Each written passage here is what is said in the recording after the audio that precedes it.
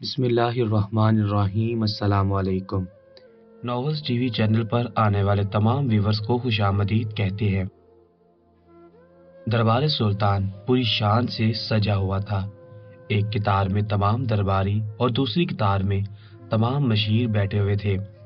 آج 2 روز سے معزز ترین ہستیاں سلطان کے دربار میں تشریف لائی تھیں تاکہ سلطان کو دیکھ کچھ سمجھ سکے اور اپنے کاروبار میں ان کی عادت کو شامل کر سکے، مگر آج سلطان کو آنے میں بہت دیر ہو گئی تھی۔ وزیر ہلکان ہو رہا تھا، کبھی وہ نشست کے ارد گرد ٹہلتا تو کبھی نیچے اتر جاتا۔ تمام لوگ وزیر کو ہی سوالیہ نگاہوں سے دیکھ رہے تھے کیونکہ تمام ذمہ داریاں دربار کی اسی کے سر ہی ہوتی تھی۔ سلطان کہاں رہ گئے تھے، اس کو کچھ علم نہیں تھا۔ کل رات جو باتیں سلطان اور وزیر کے درمیان ہوئی تھی، یہ بات وزیر کو مزید ہلکان کر رہی تھی۔ اس کو کیا کرنا چاہیے تھا، اس کو اس پل کچھ سمجھ نہیں آ رہا تھا۔ اس نے ایک نگاہ تمام درباری اور مشیر پر ڈالی تھی جن کی سوالیہ نگاہیں اس کے وجود پر ہی تھیں۔ اس نے نگاہ گھما کر آنے والے تمام مہمانوں پر ڈالی تھی۔ سب ہی ہونک بنے وزیر کو دیکھ رہے تھے۔ آخر سلطان کہاں تھے؟ سب کی آنکھوں میں ایک ہی سوال تھا۔ وزیر نے ایک گہری سانس ہوا کے سپرد کی تھی۔ وہ اس پہر محل نہیں جانا چاہتا تھا، اس کو اس چیز کی اجازت نہیں تھی۔ سلطان کی زوجہ اس وقت اپنی خوابگاہ سے باہر ہوتی تھی اور محل میں گھوم رہی ہوتی تھی، اپنے شوہر کے ہر کام اپنے ہاتھ سے کر رہی ہوتی تھی۔ اس لیے تمام سپاہی جو ان کی بیوی کے لیے نامحرم تھے، سب محل سے باہر ہوتے تھے۔ یہی وجہ تھی کہ وزیر بھی محل جانے سے کترا رہا تھا، لیکن اتنا وقت بیت جانے کے بعد اس کو گھبراہٹ ہو رہی تھی۔ وہ سلطان سے محبت کا دعویٰ کرتا تھا، ان کے بغیر رہنا اس کے لیے مشکل ہو جاتا تھا، اور اب جو سلطان کو آنے میں دیر ہو گئی تھی، یہ وجہ اس کو ہلکان کر چکی تھی۔ سلطان کی عادت میں شمار تھا، وہ وقت کے پابند تھے، اپنے ہر کام کو مسترد کر کے اپنی رعایا کے لیے ہر پہر تیار کھڑے رہتے تھے، کبھی بھی اپنی رعایا کو انتظار نہیں کرواتے تھے۔ انہی وجوہات کی وجہ سے وزیر حد درجہ پریشان تھا اور اب دربار کے خارجی دروازے کی جانب بڑھ چکا تھا، مگر اچانک ہی سلطان کے نام کا نعرہ لگا تھا۔ اس نے پلٹ کر دیکھا تو سلطان ایک شان سے چلتے ہوئے دربار کی جانب آ رہے تھے۔ اس نے اللہ کا شکر ادا کیا تھا اور ایک سکون بھری سانس خارج کر کے وہ نشست کے قریب جا کر کھڑا ہو گیا تھا۔ دربار سلطان کا دروازہ کھولا گیا تھا اور سلطان اپنے مضبوط قدم کے ساتھ دربار میں داخل ہو گئے تھے۔ تمام مشیر، درباری اور معزز ترین ہستیاں اپنی جگہوں سے کھڑی ہو گئی تھی اور سلطان کو ادب سے سلام کر رہی تھی، جس کا جواب سلطان سر کی ہلکی جنبش سے دیتے ہوئے اپنی نشست کے قریب آگے تھے۔ تمام لوگوں کی جانب ایک طائرانہ نگاہ ڈالی تھی اور بلند آواز میں بولے تھے، ہم آپ سب سے معافی چاہتے ہیں، آنے میں کچھ دیر ہوگی، ہم دراصل کچھ ضروری کام میں اٹک گئے تھے، خیر آپ سب بیٹھ جائیں۔ یہ کہتے ہی انہوں نے اپنی نشست سنبھالی تھی۔ وزیر ان کو سوالیہ نگاہوں سے دیکھ رہا تھا۔ سلطان نے ایک نظر وزیر کے چہرے پر ڈالی تھی اور دربار کا آغاز کرنے کا حکم دیا تھا۔ انہوں نے نگاہیں گھما کر آنے والے تمام مہمانوں پر ڈالی تھی اور خوشگوار لہجے میں بولے تھے، آپ سب کا ہمارے دربار میں استقبال ہے، آپ سب نے یہاں آ کر ہمیں سعادت بخشی ہے۔ وہاں موجود تمام معززین کے چہروں پر مسکراہٹ آ گئی تھی۔ سلطان نے اپنے وزیر کی جانب دیکھا تھا اور فوراً ہی جو فریادی باہر سلطان کے انتظار میں کھڑے ہوئے تھے، ان سب کو ایک ایک کر کے آنے کی اجازت دینے کا حکم دیا تھا۔ لیکن ابھی وزیر بلند آواز میں پہلے فریادی کو اندر بلاتا، اس سے پہلے ہی دربار کا دروازہ ایک بار پھر کھلا تھا اور ایک سپاہی دیوانہ وار بھاگتا ہوا دربار میں داخل ہوا تھا۔ اس کے چہرے پر پریشانی کے آثار تھے، بال بکھرے ہوئے تھے، وہ کافی گھبرایا ہوا معلوم ہو رہا تھا۔ سلطان ایک پل کے لیے ڈر چکے تھے، کیا کوئی حملہ ہو گیا تھا یا پھر کوئی اور بات تھی؟ وہ جس انداز میں بھاگتا ہوا آیا تھا، بے ساختہ سلطان کے قدموں کے قریب گر چکا تھا۔ سلطان نے اپنے پاؤں پیچھے کیے تھے، وہ سپاہی تیز تیز سانس لینے لگا تھا۔ سلطان نے فوراً ہی اپنے وزیر کو اشارہ کیا تھا کہ سپاہی کو سنبھالا جائے۔ وزیر نے سر اس بات میں ہلایا تھا اور اس سپاہی کی کمر سے ہلانے لگے تھے۔ فوراً ہی پانی کا مشکیزہ منگوایا گیا تھا۔ جیسے ہی اس سپاہی کے لبوں سے پانی کا مشکیزہ لگایا اور حلق میں چند گھونٹ اترے، اس کو سکون کا سانس میسر ہوا تھا۔ جیسے ہی اس کی سانس بحال ہوئی، سلطان اس کی جانب سوالیہ نگاہوں سے دیکھتے ہوئے بولے، سپاہی محترم، سب خیریت ہے؟ کیا ہوا ہے؟ آپ اتنے ہلکان کیوں نظر آ رہے ہیں؟ اور یہ دربار میں داخل ہونے کا کون سا طریقہ ہے؟ جبکہ وہ سپاہی اپنی جگہ پر ادب سے کھڑا ہوا تھا اور سلطان کی جانب دیکھتے ہوئے معذرت خواہ لہجے میں بولا تھا، معافی چاہتے ہیں بادشاہ سلامت، ہمارے آنے کا انداز بہت جارحانہ تھا، لیکن ہم حد درجہ پریشان ہیں۔ خدا کا غضب ہو چکا ہے، ہمیں یقین نہیں آ رہا یہ سب حقیقت ہے، ہم تصور بھی نہیں کر سکتے۔ سلطان کے ماتھے پر شکن پڑے تھے۔ وہ سپاہی کی جانب دیکھتے ہوئے غسیلا لہجے میں بولے، آپ ہمارا اور دربار کا وقت ضائع کر رہے ہیں۔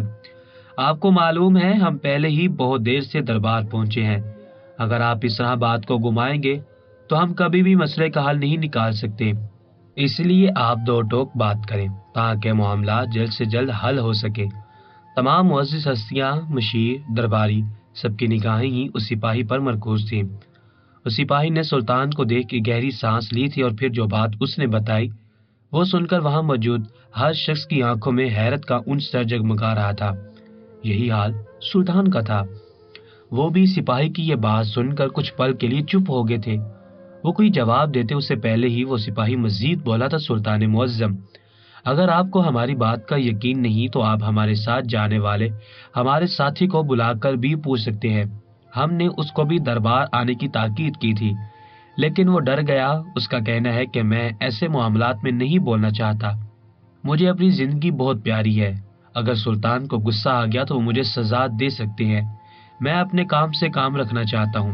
لیکن سلطان معظم، مجھے لگتا ہے کہ یہ بات آپ تک پہنچنی لازمی تھی، کیونکہ وہ عورت دکھا اپنے آپ کو صاف ستھری رہی ہے لیکن اس کی حرکتیں ناؤز باللہ ہے۔ جبکہ سلطان نے مزید اس سپاہی کو آگے بولنے سے روک دیا تھا۔ وہاں موجود ہر شخص ہی سلطان کو حیرت کن نگاہوں سے دیکھ رہا تھا۔ سلطان نے آج تک اپنے دربار میں کسی عورت کا نام لے کر بات نہیں کی تھی۔ ان کا ماننا تھا کہ عورت کی عزت کانچ کی مانند ہوتی ہے، اگر عورت طوائف بھی ہے تب بھی اس کی عزت کی جائے، کیونکہ وہ عورت ہے اور اللہ تعالیٰ نے جس بھی خاتون کو یہ مرتبہ دیا ہے وہ سلطان کے لیے بہت معتبر ہوتی ہے۔ ان کا ماننا تھا کہ عورت اگر ماں ہے تو اس کے قدموں تلے اللہ نے جنت رکھی ہے، اور یہ کوئی عام بات نہیں ہے، بیٹی کو رحمت قرار دیا ہے، اس سے بڑی اور کیا بات ہو سکتی ہے؟ اور انہی وجوہات کی وجہ سے سلطان کبھی بھی ایک عورت ذات کو تنقید کا نشانہ نہیں بناتے تھے۔ وہاں موجود ہر شخص نے سلطان کو جب سوالیہ نگاہوں سے دیکھا تو انہوں نے اس سپاہی کی جانب دیکھتے ہوئے کہا تھا، ٹھیک ہے، ہم آپ کی بات پر یقین کرتے ہیں اور اس عورت کے معاملے کی کارروائی کرتے ہیں، فی الحال آپ جائیں اور اپنے فرض کی ادائیگی کریں۔ اس نے سر کو ہلکی جنبش دی تھی اور وہاں سے چلا گیا تھا۔ سلطان نے ایک طائرانہ نگاہ پورے دربار پر ڈالی تھی۔ اس سپاہی کا کہنا تھا کہ ہمارے شہر میں ایک عورت آئی ہے جو عمدہ لباس پہنتی ہے، عمدہ کھانا کھاتی ہے، اس کا گھر بھی عالیشان ہے، ہر آنے والے راہگیروں کو خالی ہاتھ نہیں لوٹاتی بلکہ ہر ایک کی مدد کرتی ہے۔ اس کے دروازے پر آنے والا فقیر دن میں 10 بار ہی کیوں نہ آئے، وہ کبھی بھی کسی بھی راہگیر کو خالی ہاتھ نہیں لوٹاتی۔ اس کا کہنا ہے کہ جب اللہ نے مجھے عطا کیا ہے تو میں بانٹنے والی بنوں گی، کیونکہ اللہ ہو سکتا ہے میرے وسیلے سے ان سب کو عطا کرنا چاہتا ہو، تو میں کیوں اپنے آپ میں ہی ان پیسوں روپیوں کو چھپا کر رکھوں۔ لیکن اتنی ادائیوں کے بعد بھی اس عورت کو زانی قرار دیا جاتا ہے۔ کہا جاتا ہے کہ وہ عورت زنا کرتی ہے، وہ اچھی خاتون نہیں ہے، دکھنے کو تو وہ بہت پارسا ہے لیکن اندر سے وہ ایک طوائف ہے، اور بھی بہت سی گنونی باتیں اس عورت کے بارے میں مشہور ہے۔ یہ باتیں سن کر سلطان کا دماغ چکرا گیا تھا۔ انہیں اپنے سپاہی پر غصہ بھی آیا تھا۔ اگر اس طرح کی کوئی بات تھی تو وہ اکیلے میں آ کر مخصوص کمرے میں بتا سکتا تھا، مگر اس نے بھرے دربار میں یہ بات کہی تھی، یعنی معاملہ اب بھرے دربار میں ہی حل ہونا تھا۔ یہی وجہ تھی کہ سلطان تھوڑا پریشان ہو گئے تھے۔ انہوں نے گہری سانس ہوا کی سپرد کی تھی اور تمام مردوں کو دیکھ کر بولے تھے، ہمیں معلوم ہے آپ سب حیران ہو رہے ہوں گے کہ ہمیں اس عورت پر غصہ کیوں نہیں آیا، حالانکہ ہمیں اتنا غصہ آ جانا چاہیے تھا کہ ہم ابھی کے ابھی اس عورت کو دربار میں بلاتے اور اب سب کے سامنے اس کا سر قلم کر دیتے، کیونکہ وہ اسی لائق ہے۔ جو بھی مسلمان زنا کرتا ہے اس کو یہی سزا ملتی ہے، لیکن ہم اس حق میں نہیں ہے۔ وہ عورت ذات ہے، اللہ تعالیٰ نے اس کو ایک عظیم مرتبے پر فائز کیا ہے۔ اگر میں اس عورت کو تنقید کا نشانہ بناؤں گا، اس کو سزا دوں گا، تو کیا مجھے معافی ملے گی؟ تمام لوگوں نے یک آواز ہو کر کہا تھا، ہرگز نہیں، جس طرح بھی آپ کو مناسب لگے آپ معاملے کو حل کریں۔ سلطان نے سر کو ہلکی جنبش دی تھی اور اگلے فریادی کو اندر آنے کا حکم دیا تھا، مگر سلطان کی سوچوں کا مرکز سپاہی کی باتیں ہی تھی۔ اس عورت کے بارے میں ایسا کیوں مشہور تھا؟ حالانکہ وہ عبادت گزار تھی، لوگوں کو اپنی طرف سے مال و زر دیتی تھی، تو پھر اس کے ساتھ ایسا کیوں؟ یہ سوچ سوچ کر ان کا دماغ خراب ہو چکا تھا۔ انہوں نے دربار کو زیادہ دیر تک سجائے نہیں رکھا تھا، بلکہ تقریباً 5 فریادیوں کے بعد سلطان نے دربار کا اختتام کر دیا تھا اور اپنے مخصوص کمرے کی طرف بڑھ چکے تھے۔ پیچھے بیٹھے تمام معزز ہستیاں تھوڑا اعتراض کر رہی تھی، مگر وزیر نے سب کو سمجھا دیا تھا کہ سلطان پہلے کیس کی وجہ سے تھوڑا الجھ گئے ہیں۔ اگر آپ سب کو برا نہ لگے تو آپ کا وقت ضائع نہ ہو تو آپ لوگ کل آ سکتے ہیں۔ سلطان کا دماغ بھی بہتر ہوگا اور آپ لوگوں کو بہترین منصوبے بھی مل جائیں گے۔ ان تمام لوگوں نے سر اس بات میں ہلا دیا تھا اور خوش ہو کر وہاں سے چلے گئے تھے۔ کسی ایک کا منہ بھی نہیں بنا ہوا تھا، کیونکہ وزیر نے بہت عاجزی کے ساتھ ان سب سے بات کی تھی۔ بے شک جو کام ہماری اکڑ نہیں کر سکتی وہ ہماری عاجزی کر دیتی ہے۔ سلطان اپنے مخصوص کمرے میں بیٹھے کافی پریشان ہو رہے تھے۔ ان کا ہاتھ ان کے ماتھے پر تھا جو مسلسل حرکت کر رہا تھا۔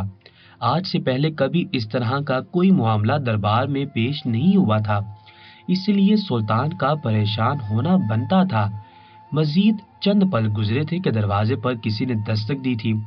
سلطان جو اپنے آپ میں ہی مگن تھے فوراً ہوش میں آئے تھے اور دروازے کی جانب دیکھتے ہوئے گمبھیر لہجے میں بولے، آ جاؤ اندر، دروازہ کھلا ہے۔ اندر آنے والی شخصیت کوئی اور نہیں بلکہ وزیر کی تھی۔ اس نے آتے ہی سلطان کو ادب سے سلام کیا، جس کا جواب بہت ہی شائستگی سے دیا گیا۔ سلطان کچھ کہتے اس سے پہلے ہی وزیر بولا تھا، سلطان معظم، جان کی امان پاؤں تو عرض کرنا چاہتا ہوں۔ سلطان نے سر کو ہلکی جنبش دی تھی اور اس کی جانب سوالیہ نگاہوں سے دیکھنے لگے تھے۔ سلطان معظم، میں اس سپاہی کے پیچھے گیا تھا اور میں نے وہ جیسے جیسے سلطان کو سپاہی کے بارے میں بتاتا گیا ان کی آنکھوں میں چمک آتی چلی گئی تھی۔ وہ حیران کن نگاہوں سے وزیر کو دیکھ رہے تھے۔ وہ سب باتوں پر یقین کر سکتے تھے، لیکن یہ باتیں ان کی سمجھ سے بالا تر تھیں۔ وہ کچھ کہتے اس سے پہلے ہی وزیر مزید بولا تھا، سلطان معظم، ہم سچ بول رہے ہیں۔ جب سپاہی نے یہ باتیں کہیں تو ہم بھی حیران رہ گئے تھے، لیکن جب ہم نے اس کی کھوج نکالی تو جو میں نے آپ کو بتایا ہے یہ تمام باتیں حقیقت ہے۔ سلطان سنجیدہ نگاہوں سے وزیر کو دیکھنے لگے تھے۔ ان کو یقین نہیں آ رہا تھا کہ ان کی فوج میں ایسے لوگوں کا شمار بھی ہے۔ انہیں بے حد غصہ آ رہا تھا۔ ان کے لیے ایک عورت کی عزت بہت معنی رکھتی تھی۔ تھوڑی دیر وزیر سے معاملات طے کرنے کے بعد انہوں نے ایک بہترین منصوبہ تیار کر لیا تھا، اس سپاہی کو بھی دنیا کے سامنے لانے کا اور اس عورت کی تمام حقیقت بھی معلوم کرنے کا، کیونکہ سلطان اتنا تو جان چکے تھے جو سپاہی بول رہا ہے وہ جھوٹ نہیں ہے، لیکن جس انداز میں بتایا گیا ہے وہ غلط ہے۔ اور پھر وزیر کی باتوں نے انہیں مزید چونکا دیا تھا۔ وقت دھیرے دھیرے گزرنے لگا تھا۔ سلطان معمول کی طرح تمام کام انجام دے رہے تھے۔ آج دربار آدھے وقت میں ختم کر دیا گیا تھا، اسی لیے انہوں نے وزیر سے بول کر ایک بار پھر عصر کی نماز کے بعد دربار لگانے کا حکم دیا تھا۔ ان کی عادت میں شمار تھا، وہ کبھی بھی دربار ادھورا نہیں چھوڑتے تھے، اپنی رعایا کو کبھی تکلیف نہیں دیتے تھے۔ ہاں، اگر کسی مسائل کی وجہ سے انہیں ادھورا دربار چھوڑنا پڑتا تھا تو لازماً وہ اسی دن دوسرا دربار بھی سجاتے تھے۔ معمول کے مطابق دوسرا دربار لگایا گیا تھا۔ سلطان نے آنے والے ان تمام فریادیوں کے مسائل سنے تھے اور ان تمام مسئلوں کو حل بھی کیا تھا۔ وقت کا پہیہ گھومتا جا رہا تھا۔ نماز عشاء ادا کرنے کے بعد سلطان اپنی زوجہ کے پاس خوابگاہ میں چلے گئے تھے۔ ان کی بیوی قرآن پاک کی تلاوت کر رہی تھی اور اس بات کا اندازہ سلطان کو بخوبی تھا۔ وہ بہت خاموشی سے اپنی خوابگاہ میں داخل ہوئے تھے، اپنی زوجہ کے ماتھے پر ایک محبت بھرا بوسہ دیا تھا۔ وہ جو اپنے آپ میں ہی مگن قرآن پاک کی تلاوت میں مشغول تھی، ایک پل کے لیے سن ہوئی تھی۔ ان کے جسم میں کرنٹ توڑ گیا تھا۔ سلطان کا لمس انہوں نے آنکھیں بند کر کے محسوس کیا تھا۔ سلطان اپنی زوجہ کی اس ادا پر مسکرائے تھے اور خاموشی سے بالکنی میں چلے گئے تھے۔ وہ اپنی گہری نگاہوں سے چاند کو دیکھ رہے تھے۔ سلطان اپنی تکلیف بھول کر اللہ کی قدرت میں گم ہو جاتے تھے۔ ابھی وہ آسمان کو ہی دیکھ رہے تھے جب اچانک ان کی بیوی ان کے پیچھے آئی تھی۔ ان کے سینے پر اپنا سر رکھا تھا اور سلطان کی جانب دیکھتے ہوئے سوالیہ لہجے میں بولی تھی، بادشاہ سلامت، سب خیریت ہے، آپ ٹھیک ہو نا؟ ان کا ہاتھ سلطان کے گال پر تھا، جبکہ سلطان نے جھک کر ان کے سر پر بوسہ دیا تھا اور گمبھیر لہجے میں بولے تھے، خدا کا شکر ہے ہم ٹھیک ہیں، بس ایک چھوٹی پریشانی ہے، آپ دعا کرنا تمام معاملات حل ہو جائیں۔ ان کی بیوی ایک بار پھر بولی تھی، مگر معاملہ کیا ہے؟ ہمیں پتہ چلا ہے کہ دربار میں صبح ایک سپاہی آیا تھا، جس کی وجہ سے دربار کا اختتام جلدی ہو گیا تھا اور پھر دوبارہ دربار لگایا گیا تھا۔ سب خیریت ہے نا؟ ہمارے سپاہی ٹھیک ہے نا؟ ان کی زوجہ فکر مند لہجے میں بولی تھی۔ سلطان نے سر کو ہلکی جنبش دی تھی اور ان کی آنکھوں میں جھانکتے ہوئے بولے تھے، سب کچھ ٹھیک ہے، آپ کو پریشان ہونے کی ضرورت نہیں ہے، خیر اندر چلتے ہیں، آپ کو ٹھنڈ لگ جائے گی۔ یہ کہتے ہی سلطان نے اپنی زوجہ کے گرد مضبوط حصار بنایا تھا اور کمرے کی طرف بڑھ گئے تھے۔ ان کے دماغ میں عجیب الجھنیں چل رہی تھی۔ وہ ابھی اس مسئلے کے بارے میں اپنی زوجہ کو نہیں بتانا چاہتے تھے۔ وہ اپنی بیوی کو ہر معاملات سے دور رکھتے تھے۔ ان کا ماننا تھا کہ ان کی بیوی محض ان کی ہے تو ان کے معاملات ان سے دور ہی رہے۔ وہ اپنی بیوی کو کسی بھی قسم کی پریشانی نہیں دینا چاہتے تھے۔ وقت دھیرے دھیرے گزرنے لگا تھا۔ سلطان کے لیے وہ رات بہت عجیب ترین تھی۔ ان کو زیادہ دیر نیند بھی نہیں آئی تھی۔ ان کی آنکھ تہجد سے بہت دیر پہلے ہی کھل گئی تھی۔ کافی دیر وہ اپنی جگہ پر ہی بیٹھے ایک غیر مرئی نقطے کو گھورے جا رہے تھے۔ تھوڑی دیر بعد جب ان کا دماغ بیدار ہوا تو انہوں نے تہجد کی نماز ادا کی تھی اور قرآن پاک کی تلاوت کرنے لگے تھے۔ ایک بار پھر انہوں نے سونے کی کوشش کی تھی لیکن نیند آنکھوں سے کوسوں دور تھی۔ وقت کا پہیہ گھومتا جا رہا تھا۔ سلطان نے اگلے روز دربار لگانے سے منع کر دیا تھا۔ وہ بھیس تبدیل کر کے اس عورت کے دروازے پر جانا چاہتے تھے، معلوم کرنا چاہتے تھے کہ جو بات سپاہی نے بولی ہے وہ سچ ہے یا پھر جھوٹ۔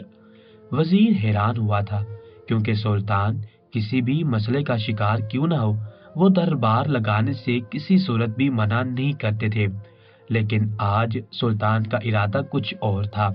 وہ سیدھا مخصوص کمرے میں آئے تھے اور لباس لے کر غسل خانے چلے گئے تھے۔ تھوڑی دیر بعد جب وہ لباس تبدیل کر کے باہر آئے تو انہوں نے ایک فقیر کا لباس سے بےتن کیا ہوا تھا۔ اپنے آپ کو ایک فقیر کے روپ میں دھار کر وہ محل کے پچھلے دروازے سے نکل گئے تھے۔ انہوں نے ہر معاملے میں احتیاط کی تھی تاکہ کوئی بھی شخص انہیں اس طرح نہ دیکھ سکے، کیونکہ انہیں معلوم نہیں تھا دربار میں کون ان کا اپنا ہے اور کون پرایا۔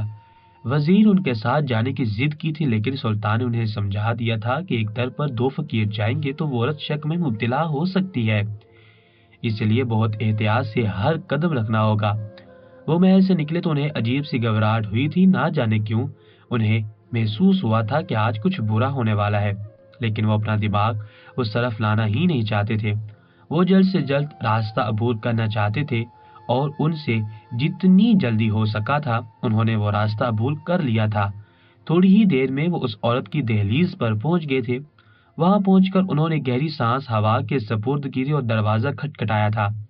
انہیں یہ سب کچھ بہت ہی عجیب محسوس ہو رہا تھا، لیکن کارروائی کرنے کے لیے یہ سب بے حد ضروری تھا۔ تھوڑی دیر بعد ایک عورت کی آواز گھر میں سے برآمد ہوئی تھی، کون ہے؟ سلطان نے اپنا لہجہ تبدیل کیا تھا اور پیشہ ورانہ انداز میں بولے تھے، بہن کھانے کے لیے کچھ دے دو، اللہ تمہارا بھلا کرے، تمہارے رزق میں برکت دے گا، میں کل رات سے بھوکا ہوں، میں نے کچھ نہیں کھایا، در در بھٹک رہا ہوں، میری مدد کر دو، میری حاجت پوری کر دو۔ یہ بول کر سلطان خاموش ہو گئے تھے اور دروازے کو سنجیدہ نگاہوں سے دیکھنے لگے تھے۔ انہیں یقین تھا وہ عورت ضرور آئے گی اور ان کا یقین غلط ثابت نہیں ہوا تھا۔ محض تھوڑی دیر گزری ہوگی کہ دروازہ کھلا تھا۔ سلطان جو سوچ رہے تھے کہ وہ عورت عمر دراز ہوگی، لیکن جیسے ان کی نگاہیں اٹھی تھی پلٹنا بھول گئی تھی، کیونکہ سامنے کھڑی وہ عورت کوئی بوڑھی خاتون نہیں تھی بلکہ ایک حسین کم عمر دوشیزہ تھی۔ مگر جلد ہی سلطان اپنے آپ پر قابو پا چکے تھے اور سامنے ایک حسین دوشیزہ کو دیکھ سلطان نے نگاہیں جھکا لی تھی۔ وہ کبھی بھی اپنی بیوی کے علاوہ کسی دوسری عورت پر نگاہ نہیں ڈالتے تھے۔ وہ عورت سلطان کی طرف دیکھتے ہوئے بولی تھی، ہاں بابا جی، کیا ہوا؟ سب خیریت ہے؟ میں کپڑے تبدیل کر رہی تھی، اس لیے آنے میں دیر ہوگی، معافی چاہتی ہوں۔ وہ بہت ہی نرم لہجے میں بولی تھی۔ سلطان اس عورت کے اخلاق سے متاثر ہوئے تھے، مگر انہوں نے نگاہیں اٹھائی تھیں۔ وہ جانتے تھے کہ وہ ایک مرد ہے اور کب انسان کا دماغ بھٹک جائے کسی کو کچھ علم نہیں ہوتا۔ سلطان نظریں نیچے کیے ہوئے بولے تھے، ہمیں کھانے کے لیے کچھ چاہیے، ہم بھوکے ہیں، ہم نے کچھ نہیں کھایا، اللہ آپ کا حامی و ناصر ہوگا، میری مدد کر دیں۔ اس عورت نے سلطان کی جانب دیکھا تھا اور مسکراتے لہجے میں بولی تھی، اگر مدد چاہیے تو کوئی اچھی بات بتاؤ، پھر آپ کو کھانے کے لیے اشیاء بھی دوں گی اور استعمال کے لیے کپڑے اور پیسے بھی دوں گی، آپ کو خالی ہاتھ نہیں جانے دوں گی۔ سلطان نے اس بار اس عورت کے چہرے کو دیکھا تھا جہاں پر مسکراہٹ تھی۔ اس عورت کی آنکھوں میں ایک عجیب چمک تھی۔ سلطان نے اپنے ہاتھ میں موجود کشکول جو اس عورت کی جانب بڑھایا تھا، اس کشکول کو پیچھے کر لیا تھا اور نظریں جھکا کر بولے تھے، ٹھیک ہے، ہم یہاں سے چلے جاتے ہیں، کل آ کر آپ کو ایک اچھی بات بتائیں گے، پھر آپ ہمیں کھانے کے لیے اشیاء، پہننے کے لیے کپڑے اور سامان خریدنے کے لیے پیسے دے دینا۔ سلطان جیسے ہی یہ بول کر اس کے در سے جانے لگے، اچانک ہی وہ عورت ہڑبڑا کر بولی تھی، اچھا ٹھہر جاؤ، کچھ لیتے جاؤ، اس طرح میرے دروازے سے خالی ہاتھ نہ جاؤ، مجھے اچھا نہیں لگتا۔ جبکہ سلطان نے سرنفی میں ہلا دیا تھا، وہ نہیں ٹھہرے تھے۔ وجہ کیا تھی وہ عورت سمجھ نہیں پائی تھی۔ اس نے تو محض ایک اچھی بات بتانے کے لیے بولا تھا، مگر سلطان وہاں ٹھہرے ہی نہیں تھے۔ ان کی آنکھیں پرسوچ تھیں، وہ گہری سوچ میں مبتلا ہو چکے تھے۔ کافی دیر تک وہ عورت سلطان کی پشت کو دیکھتی رہی تھی اور پھر کندھے اچکا کر گھر میں چلی گئی تھی۔ وقت کا پہیہ گھومتا جا رہا تھا۔ سلطان محل آگے تھے۔ آتے ہی انہوں نے اپنے کپڑے تبدیل کیے تھے، غسل لے کر شاہی لباس سے بے تن کیا تھا اور اپنے مخصوص کمرے میں بیٹھ کے تھے۔ ان کی نگاہیں کسی غیر مرئی نقطے کو گھورے جا رہی تھی۔ ان کی سمجھ سے سب کچھ بالاتر تھا۔ وہ جو دیکھ کر آ رہے تھے ان کی سوچنے کی صلاحیت مفلوج ہو گئی تھی۔ جو وہ سوچ رہے تھے کیا وہ حقیقت تھی؟ کیا انہیں یہ کرنا چاہیے تھا؟ ایسے کئی سوالات ان کے دماغ میں گردش کرے تھے اور پھر نتیجہ ایک ہی نکلا تھا، ایک بار پھر اس در پر جانا، رات کو گشت کرنا اور پھر اصلی بات اگلوانا۔ وقت دھیرے دھیرے گزرتا جا رہا تھا، دن حسب معمول گزر چکا تھا۔ شام کے سائے ڈھلتے ہی سلطان نے اپنا بھیس تبدیل کر لیا تھا۔ اب وہ ایک کالے لباس میں موجود تھے، سر پر کالی چادر اوڑھ رکھی تھی جس کی مدد سے چہرہ بھی ڈھانپ لیا تھا۔ سلطان بہت احتیاط کے ساتھ محل سے نکل کر کچی آبادی کی جانب گامزن ہو گئے تھے۔ یہ عورت وہی رہتی تھی۔ انہیں حیرت تھی، کچی آبادی میں اتنا عالیشان گھر اور پھر اتنی دھن دولت، یہ باتیں کوئی عام باتیں نہیں تھی۔ سلطان ہر پہلو کو بہت غور سے دیکھ رہے تھے۔ ان کو اپنا ایک ایک قدم من بھاری لگ رہا تھا۔ ان کی نگاہیں چاروں جانب گھوم رہی تھی۔ وہ ہر منظر کو اپنی آنکھوں میں قید کر لینا چاہتے تھے۔ وہ مزید آگے بڑھے تھے کہ اچانک انہیں کچھ مردوں کی آوازیں آئی تھی۔ وہ فوراً دیوار کی اوٹ میں ہو گئے تھے۔ تھوڑی دیر بعد وہ باہر آئے تو گلی سنسان تھی۔ نہ جانے وہ مرد کون تھے جو رات کے اس پہر باہر گھوم رہے تھے۔ کہیں وہ دوسرے ملک کے جاسوس تو نہیں، کہیں وہ دشمن تو نہیں، کیونکہ سلطان کی رعایا کی عادت میں شمار تھا نماز مغرب کے بعد تمام لوگ اپنے گھر کے چراغ بجھا دیتے تھے اور گہری نیند میں غرق ہو جاتے تھے۔ محض جو اللہ کے قریب تھے وہی لوگ عشاء پڑھتے تھے اور پھر نیم دراز ہو جاتے تھے اور پھر صبح صادق ہی اٹھ جایا کرتے تھے اور اپنا کام شروع کر دیتے تھے۔ مگر یہ چار مرد کون تھے؟ سلطان سمجھ نہیں پائے تھے۔ فی الحال کے لیے انہوں نے سر جھٹک دیا تھا اور ایک بار پھر اس عورت کے گھر کی طرف گامزن ہو گئے تھے۔ وہ گھر سے تھوڑی ہی دور تھے جب ان کی نگاہیں اس عورت کے دروازے کی طرف اٹھی تھی اور جیسے ہی انہوں نے کھڑکی کی طرف دیکھا تو انہیں اپنا سانس رکتا ہوا محسوس ہوا تھا۔ ان کے ذہن و گمان میں نہیں تھا جو وہ دیکھ رہے ہیں وہ سچ پر مبنی ہے۔ انہیں دل سے افسوس ہو رہا تھا۔ جس شخص پر یقین کر کے انہوں نے یہ قدم اٹھایا تھا وہی شخص غدار تھا۔ یہ لمحہ سلطان کے لیے بہت اذیت ناک تھا۔ کافی دیر تک وہ بت کی مانند اپنی جگہ پر کھڑے ہو کر اس منظر کو دیکھتے رہے تھے، اور پھر جیسے ہی شرم و حیا کا پردہ ان کی آنکھوں میں لہرایا تو انہوں نے فوری اپنی نگاہیں گما لی تھی۔ وہ یہ کیا دیکھ چکے تھے؟ وہ پریشان ہو گئے تھے، خاموشی سے محل کی طرف بڑھ چکے تھے۔ یہ سب کیا ہو رہا تھا؟ انہیں کچھ سمجھ نہیں آ رہا تھا۔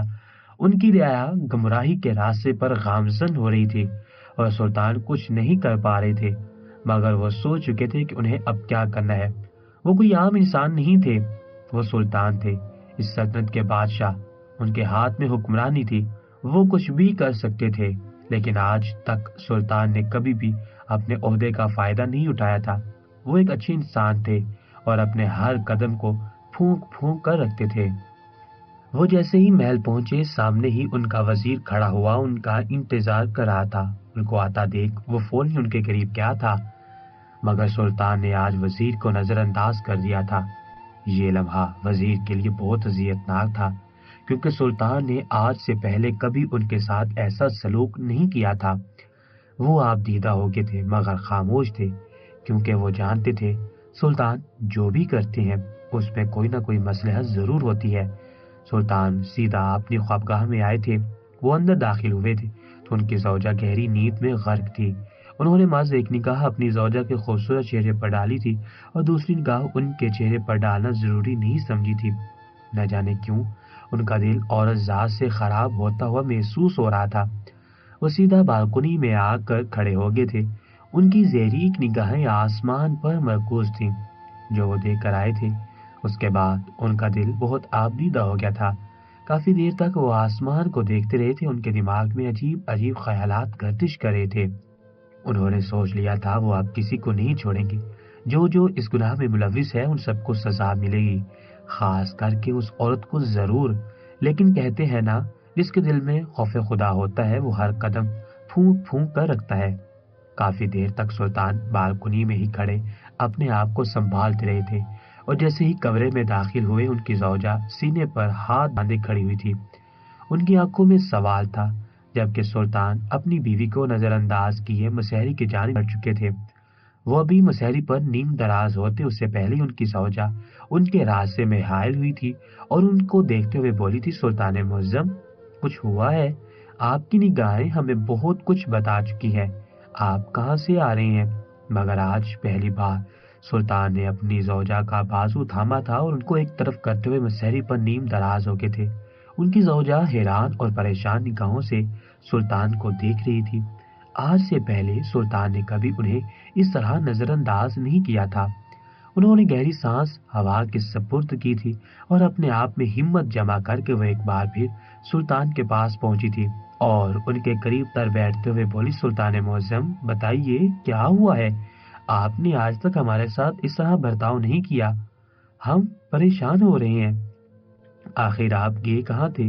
اور یہ لباس؟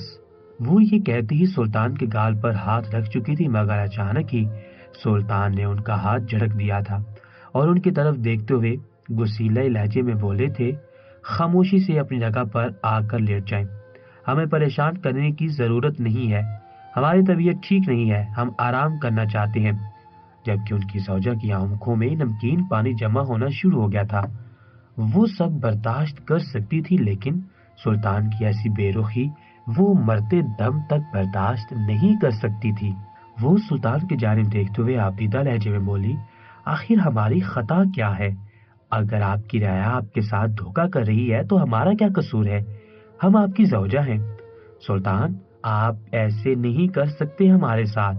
ان کی نم آواز سن کر سلطان نے اپنی آنکھوں سے ہاتھ اٹھایا تھا اور اپنی بیوی کی جانب دیکھنے لگے تھے۔ ان کی آنکھوں سے تواتر آنسو بہ رہے تھے، ان کا سر جھکا ہوا تھا، ان کے دل میں ملال ہونے لگا تھا۔ آخر ان کی زوجہ کی کیا غلطی؟ وہ تو اپنی خوابگاہ سے باہر تک نہیں نکلتی، بغیر پردے کے کسی غیر محرم کے سامنے نہیں آتی تھی، سلطان کے لیے اپنی ہر خواہش کو مار دیتی تھی، ان کے لیے ہر وہ خطرہ مول لیتی تھی جو ان کی جان کے لیے خطرناک ہوتا تھا۔ اپنے ہر شوق کو ترک کر دیتی تھی جو سلطان کو پسند نہیں تھا۔ انہوں نے گہری سانس ہوا کے سپرد کی تھی۔ نہیں، وہ اپنی زوجہ کے ساتھ ایسا نہیں کر سکتے تھے۔ ان کے دل میں ان کے اعمال کی نفی کی تھی اور وہ اٹھ کر بیٹھ گئے تھے۔ وہ کچھ کہتے اس سے پہلے ہی ان کی زوجہ روتے ہوئے ان کے سینے سے لگی تھی۔ یہی ایک پل تھا کہ سلطان کا دل پگھل گیا تھا۔ وہ اپنی زوجہ کے گرد مضبوط حصار باندھتے ہوئے بولے تھے، ہم تھوڑا پریشان ہیں۔ آج ہماری آنکھوں کے سامنے وہ منظر آیا جس کو دیکھ ہمارے رونگٹے کھڑے ہو گئے تھے۔ ہمارے سپاہی جو ہمیں ایک عورت کے بارے میں غلط باتیں بتا رہا تھا وہی اس کھیل میں ملوث ہے۔ ہمیں افسوس اس بات کا ہے وہ عورت اچھی ہونے کا ڈھونگ کرتی ہے لیکن اندر سے وہ غلط خاتون ہے۔ ہم ہمیشہ عورتوں کی عزت کرتے ہیں، انہیں سر کا تاج کہتے ہیں، لیکن وہ عورت… سلطان مزید آگے بول نہیں پائے تھے۔ ان کی آنکھوں میں خون اتر آیا تھا۔ وہ اپنی زوجہ کو اپنے آپ سے دور کر کے غصے سے کھڑے ہوئے تھے۔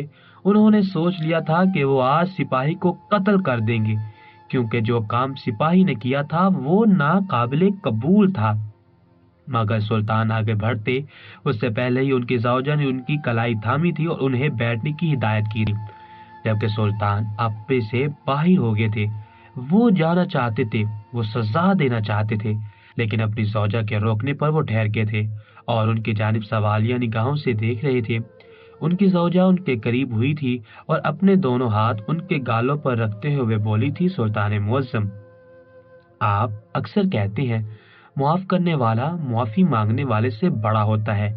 اللہ تعالیٰ بھی اپنے بندے کو ایک توبہ سے معاف کر دیتے ہیں، تو پھر آپ ان غلط لوگوں کو معاف کیوں نہیں کر سکتے؟ اگر وہ عورت غلط راستے پر ہے تو آپ پر لازم ہے کہ آپ اس عورت کو راہ راست پر لائیں، کیونکہ آپ اس سلطنت کے حکمران ہیں۔ اگر آپ اس عورت کو عبرت کا نشان بنائیں گے، اس کا سر قلم کر دیں گے، اس سے کیا ہوگا؟ چند لوگ ہدایت پائیں گے اور پھر دوبارہ سے وہی سب ہوگا۔ لیکن اگر آپ اس عورت کو سدھار دیں گے تو وہ ایک معاشرہ سدھار سکتی ہے۔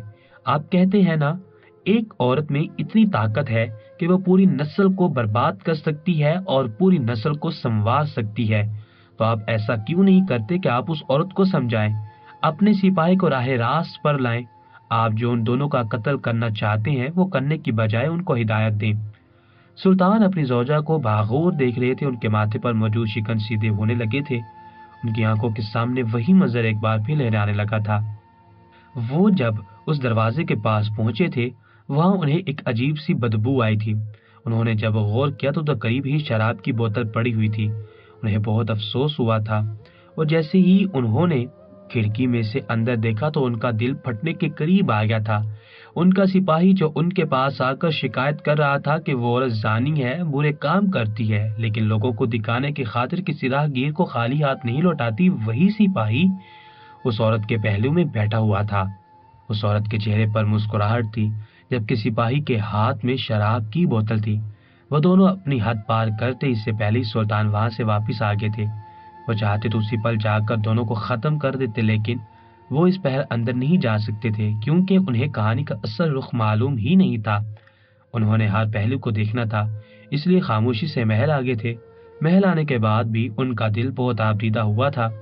عورت ذات کو اس طرح دیکھ انہیں افسوس ہوا تھا اور انہوں نے سوچ لیا تھا کہ وہ اب کسی عورت پر بھروسہ نہیں کریں گے، لیکن اپنی بیوی کی باتیں سن کر ان کا دل نرم پڑنے لگا تھا۔ یہ واحد خاتون تھی جس کے سامنے سلطان نہ کچھ بول پاتے تھے اور نہ ہی ان کی بات کی نفی کر پاتے تھے۔ ان کی بیوی نے بول دیا تو یہی ان کے لیے بہتر تھا، اور سلطان کی سمجھ میں بھی بہت ساری باتیں آ گئی تھی۔ ان کی بیوی بالکل ٹھیک کہہ رہی تھی۔ آج وہ اس عورت کو قتل کرتے تھے تو وہ عورت چند لوگوں کے لیے عبرت کا نشان بن جاتی، لیکن اگر وہ اس عورت کو راہ راست پر لے آتے تو وہ توبہ کر لیتی تو اس کی بھی آخرت سنور جاتی اور آنے والی نسلیں بھی اچھائی کی طرف گامزن ہو جاتی۔ یہی سوچ کر انہوں نے کل جانے کا ارادہ پکا کیا تھا، لیکن اس بار سلطان نے اپنا دربار لگایا تھا۔ وہ ہر روز اپنا دربار بند نہیں کر سکتے تھے۔ ان کی رعایا کو ڈیروں ڈیر مسائل ہوتے تھے جس کو حل کرنا سلطان کے ذمے تھا۔ دربار کا اختتام کرنے کے بعد سلطان اپنے مخصوص کمرے میں آئے تھے۔ وہاں انہوں نے اپنا لباس تبدیل کیا تھا، اپنے آپ کو کل والے فقیر کے روپ میں ڈھالا تھا اور مخصوص کمرے سے نکل کر محل کے پچھلے حصے سے اس عورت کے گھر کی طرف گامزن ہو گئے۔ آج بھی ان کا وزیر ان کے ساتھ جانا چاہتا تھا، لیکن سلطان نے منع کر دیا تھا۔ سلطان اس عورت کے دروازے کے پاس پہنچے تو کل رات کا منظر ایک بار پھر ان کی آنکھوں کے سامنے لہرایا تھا، مگر انہوں نے اپنے آپ کو قابو کیا تھا اور اس عورت کے دروازے پر دستک دے کر پیشہ ورانہ انداز میں بولے تھے، ہماری مدد کی جائے، ہم کل سے بھوکے ہیں، ہمیں کھانا دیا جائے، اللہ آپ کا حامی و ناصر ہوگا، دنیا اور اگلے جہاں میں آپ کو بہترین مقام دیا جائے گا۔ تھوڑی دیر گزری ہوگی کہ اس عورت نے دروازہ کھولا تھا، اس کے پاس سے ایک بہترین عطر کی خوشبو آ رہی تھی۔ وہ عورت سلطان کی جانب دیکھتے ہوئے بولی، بابا میں آپ کا کب سے انتظار کر رہی ہوں، آپ کے لیے آج میں نے کھیر بنائی ہے، کل آپ خالی ہاتھ چلے گئے تھے، میں سارا دن آپ دیدہ رہی، ہمیں ملال ہی ہوتا رہا کہ ہم نے آپ کو پریشان کیا، ٹھہریے میں آپ کے لیے کھیر لے کر آتی ہوں۔ سلطان نے سر کو ہلکی جنبش دی تھی اور اس عورت کا انتظار کرنے لگے تھے۔ چند پل بعد وہ عورت واپس آئی تو اس کے پاس کھیر تھی، اس نے فوراً سلطان کی طرف کھیر بڑھائی تھی۔ سلطان نے اپنے ہاتھ میں موجود کشکول کو اس عورت کی طرف بڑھا دیا تھا، جبکہ وہ عورت پریشان ہو کر بولی تھی، بابا یہ تو گندا ہو رہا ہے، میں کھیر دوں گی تو خراب ہو جائے گی، لاؤ میں اس کشکول کو دھو دیتی ہوں، پھر تم یہ کھیر اس میں لے لینا۔ جبکہ سلطان بولے تھے، نہیں نہیں یہ میرا کشکول ہے، اس کو ایسے ہی رہنے دو، تم اس میں کھیر ڈالو۔ جبکہ وہ عورت پریشان ہوئی اور ایک بار پھر بولی، مگر یہ تو گندا ہے، میں کیسے اس میں یہ کھیر ڈال سکتی ہوں، سمجھنے کی کوشش تو کریں۔ جبکہ سلطان جو ماتھے پر شکن ڈالے اس عورت سے بات کر رہے تھے، ان کے شکن ڈھیلے پڑے تھے اور اس عورت کو سنجیدہ نگاہوں سے دیکھتے ہوئے بولے تھے، کل تم بول رہی تھی نا کہ میں تمہیں ایک اچھی بات بتاؤں تو یاد رکھنا، جب تک تم اپنا دل صاف نہیں کرو گی تب تک تمہارے اچھے اعمال تمہارے لیے بہتر نہیں ہوں گے۔ وہ عورت پریشان ہوئی۔ سلطان بولے، جب تک تمہارا دل صاف نہیں ہوگا میں تمہیں کتنی ہی اچھی باتیں کیوں نہ بتا دوں، کوئی ایک بات بھی تمہارے دل میں نہیں اترے گی اور تم اچھائی کی طرف راغب نہیں ہوگی۔ آج جو تم زندہ سلامت کھڑی ہو تمہارے ایک اعمال کی وجہ سے کھڑی ہو، جو تم راہگیروں کو خالی ہاتھ نہیں بیچتی، ورنہ وہ پروردگار جو زانی ہوتی ہیں ان کو پیشانی کے بالوں سے گھسیٹتے ہیں، اور تم اپنے ایک اعمال سے بچی ہو، مگر صرف دنیا میں، اور ہمیشہ یاد رکھنا یہ دنیا عارضی ہے اور اگلا جہان مستقل ہے، اس لیے اپنے آپ کو بہتر کرو، تب ہی تم اچھائی کی طرف راغب ہو سکتی ہو، جب ہی تمہارے دل میں اچھی بات اتر سکتی ہے۔ وہ سلطان کی باتوں سے متاثر ہوئی تھی، وہ سمجھ گئی تھی کہ سلطان کس سلسلے میں بات کر رہی ہیں۔ اس نے اسی پل سلطان سے اپنی ہر غلطی کی معافی مانگی تھی اور وعدہ کیا تھا کہ وہ کوئی غلط کام نہیں کرے گی اور دوبارہ گمراہی کی طرف بھی راغب نہیں ہوگی۔ سلطان نے اسے سچے دل سے کلمہ پڑھنے کی ہدایت کی تھی اور محل کی طرف بڑھ گئے تھے۔ اب ان کا ارادہ سپاہی کو سمجھانے کا تھا اور ان کو معلوم تھا وہ ضرور اپنے اس مشن میں کامیاب ہو جائیں گے، اور ان کے سوچنے کے بالکل ٹھیک مطابق سلطان نے چند باتیں ہی سپاہی کو بولی تھی اور وہ فوراً ہی اپنی ہر غلطی تسلیم کر چکا تھا۔ سلطان خوش تھے کہ انہوں نے کسی کا قتل نہیں کیا تھا، کسی کو سزا نہیں دی تھی، بس محض چند الفاظوں سے ہی وہ دونوں راہ راست پر آگے تھے، اور اس بات کے لیے سلطان نے اپنی زوجہ کا بھی شکریہ ادا کیا تھا۔ بے شک جب تک آپ کا دل صاف نہیں ہوگا آپ جتنے بھی اچھے کام کر لو، آپ ہمیشہ اللہ کی نگاہوں میں گنہگار ہی رہو گے، کیونکہ عمل کا دار و مدار نیت پر ہوتا ہے۔